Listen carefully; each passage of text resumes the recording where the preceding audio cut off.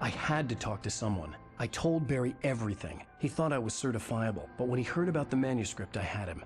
The fact that I'd written something, even if I couldn't remember it, was enough for him. He smelled money. And he believed that Alice had been kidnapped. Anything beyond that was another story. I had a midnight appointment with the kidnapper in a place called Lover's Peak, somewhere in Elderwood National Park. The plan was to rent a cabin. I don't like it, Al. I don't like any of it. It's not good. In fact, it's the absolute opposite of good. Mr. Wake! Barry, you found him. Hi, Rose. Oh, wow. I was just thinking about you, too. Great. I was just bringing Rusty some coffee. He's on the balcony, looking after Max. Poor thing. I really need to go. Great to see you again, Mr. Wake. Later! Who's Max?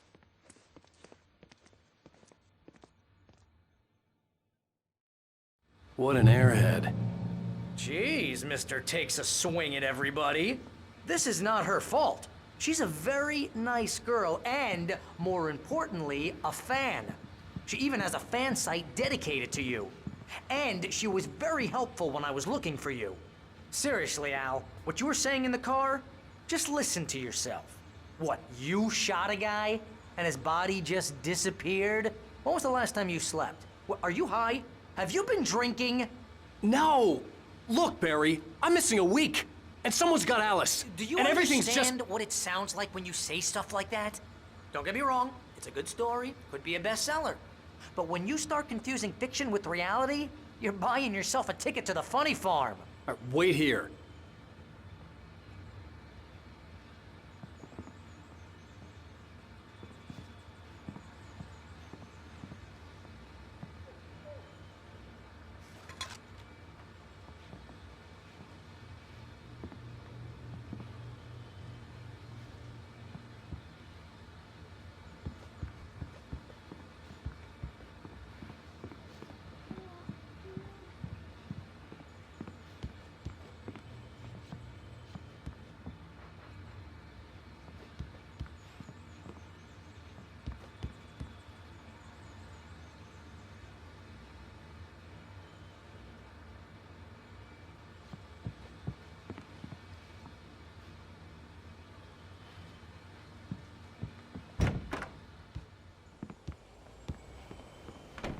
Easy there, boy.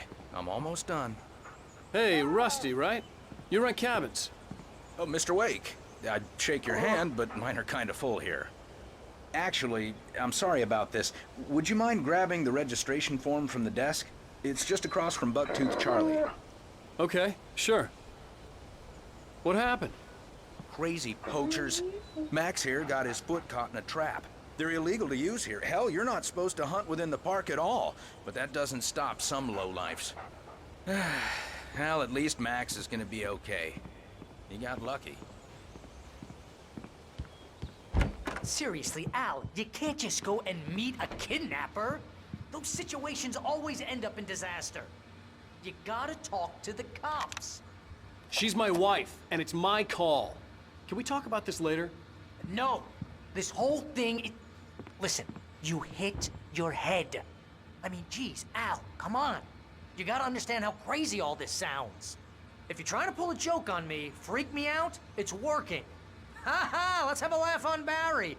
Well, you had me going there real funny, Al. You can quit it now.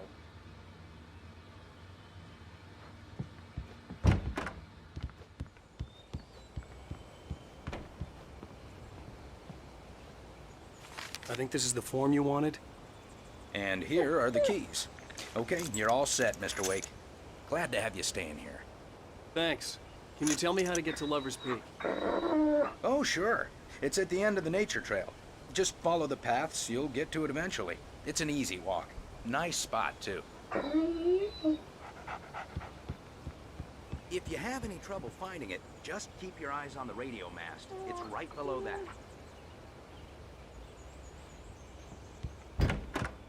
Look, Al, you're asking me to believe that you shot a dude who went poof into thin air, a guy who was bulletproof until you pointed a flashlight at him.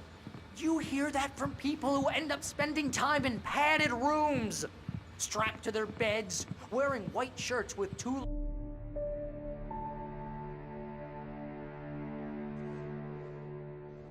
That's just crazy talk, Al. Al?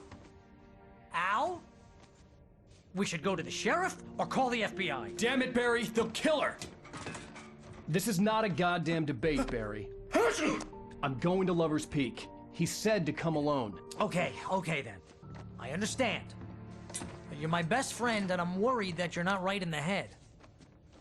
Tell me what to do to help, and I'll do it. You stay here, and if I'm not back by morning, call the cavalry. Achoo! Achoo! Just be careful with the natives, Al. These yokels are dangerous. Everybody hates a tourist, or it'll be deliverance all over again. Achoo! Bless you. Oh, this place is trying to kill me. I'll bet there's mold in here, spores, poison ivy, God knows what. This is so not worth a 15% commission.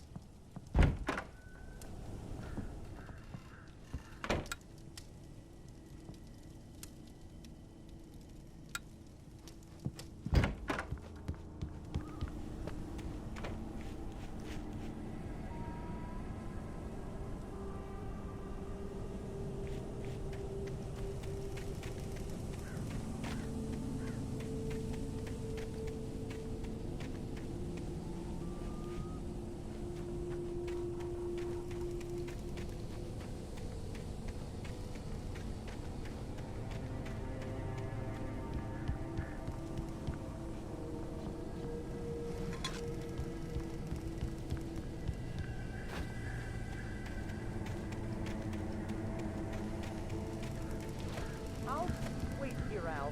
I'll hold down the fort. I'll be with you in spirit every step of the way, Al. Watch the door now.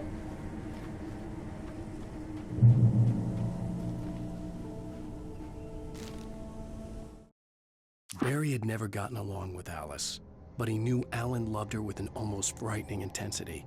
And now something had happened to Alice. And here was Al armed with a gun and saying things people got put in padded cells for. It was as if his friend had experienced a massive psychotic episode and was now totally disconnected from reality. It scared the shit out of Barry.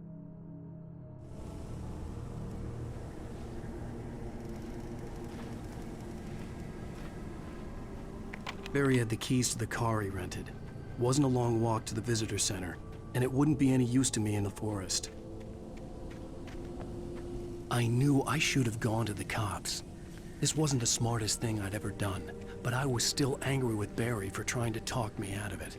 These people had called me right in the sheriff's station. The cops wouldn't scare them, and they had Alice.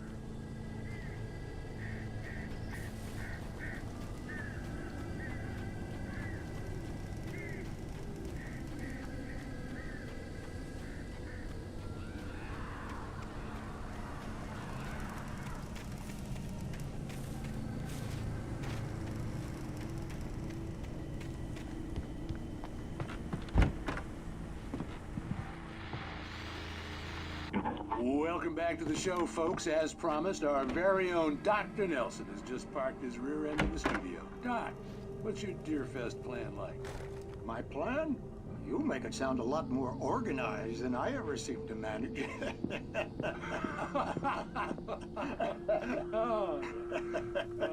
No plan, really. Just taking the atmosphere. I'm getting a little too rickety to do much more than that, you know. Oh, tell me about it. No sack race for us older gentlemen, huh? Yes, exactly, Pat. But I'm gonna check out the parade, of course. And I'll be one of the pie contest judges, too. Well, that takes a different kind of constitution. Oh, yeah. It's my kind of exercise. Now, Doc, seriously, you're in pretty good shape, though. You're the outdoors type. I know for a fact you're an avid fisherman. That's right. Matter of fact, just caught a heck of a largemouth bass early this morning. But you're not taking part in the fishing contest? No, not this year. See, Pat, I'm just not that competitive anymore. Now I just like to take my time and enjoy the peace of it. It's no fun if I need to worry about what I'm catching, you know? Well, considering your track record, the participants are probably pretty happy you feel that way. Well, Pat, that's kind of you to say.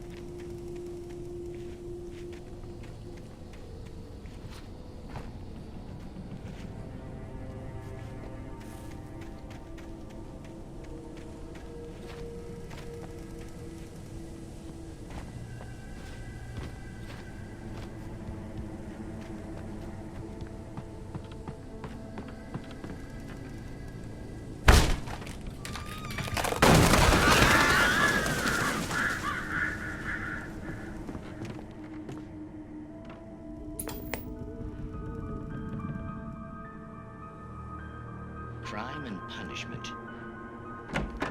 The cancer and cure of civilization. But some crimes are impossible to punish, especially in Night Springs. Tonight's episode, The Man in the Mirror.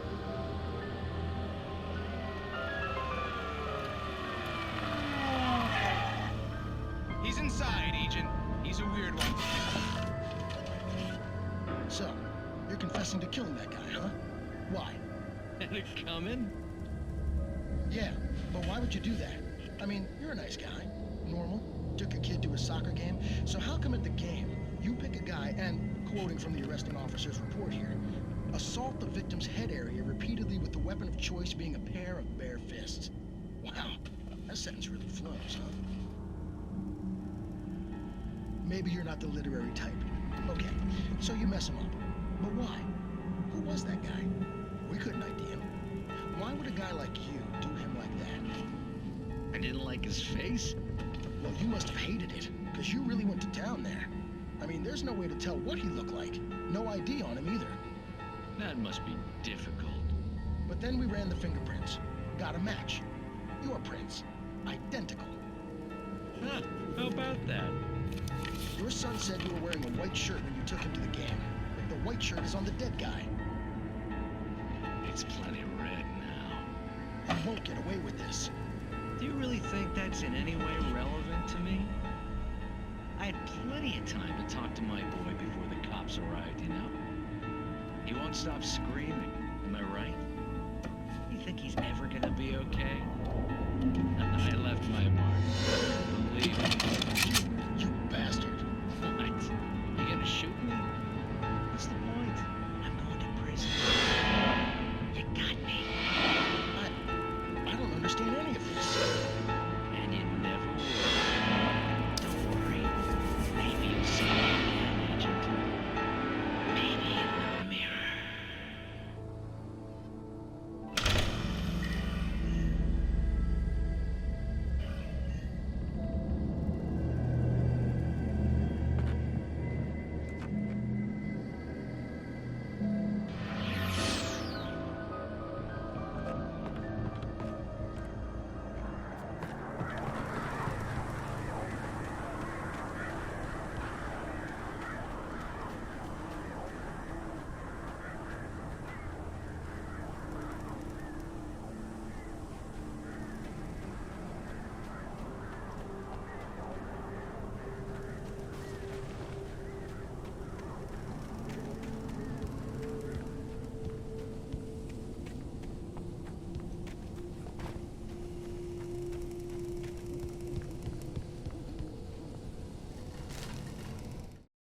Rose knew that Rusty was in love with her, and she liked him too. She liked him a lot. He taught her to dance. and life had certainly taught her the value of a man who was gentle. He treated her well, made her smile, made her feel good. But Rusty wasn't the prince of her dreams, and that tended to underline the unbearable truth. She was no closer to that Hollywood magic than he was.